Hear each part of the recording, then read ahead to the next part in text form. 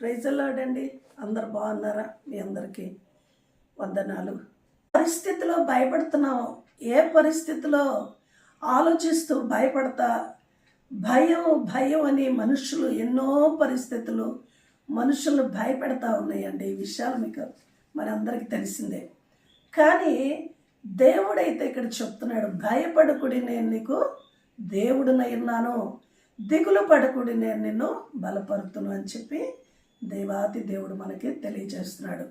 కాబట్టి దేవుడు నీ బిడ్డల విషయంలోనో, కుటుంబం విషయంలోనో, భర్త విషయంలోనో ఏదో ఒకటి మనల్ని బాధ పెడుతూ భయపెడుతూ దాని గురించే మనం ఆలోచిస్తూ ఉంటాం. మనుషులతో కూడా మనం కొన్ని విషయాలు చెప్పుకున్నప్పుడు వాళ్ళు పోయి ఇంకా కొంతమందికి చెప్తూ ఉంటారండి. అది కూడా చాలా అవమానకరమైన పరిస్థితులు. కానీ నీ అంతరంగంలో ఉన్న విషయాలు అది నీకే తెలియాలి, దేవుడికే తెలియాలి.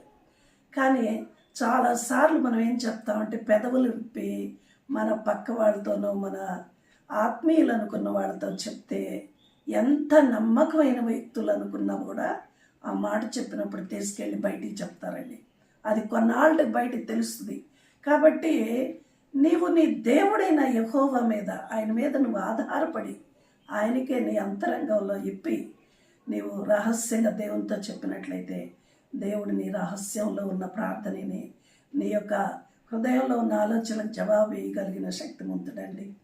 కాబట్టి భయపడకుడి, నేను నీకు దేవుణ్ణి ఉన్నాను, దిగులు పడకుడి, నేను నిన్ను బలపరుతునని చెప్పి మరి యాకోబుతో దేవుడు చెప్పినప్పుడు అనేక పరిస్థితుల్లో నుంచి దేవుడు యాకోబుని బయటికి తెచ్చినట్లు మనం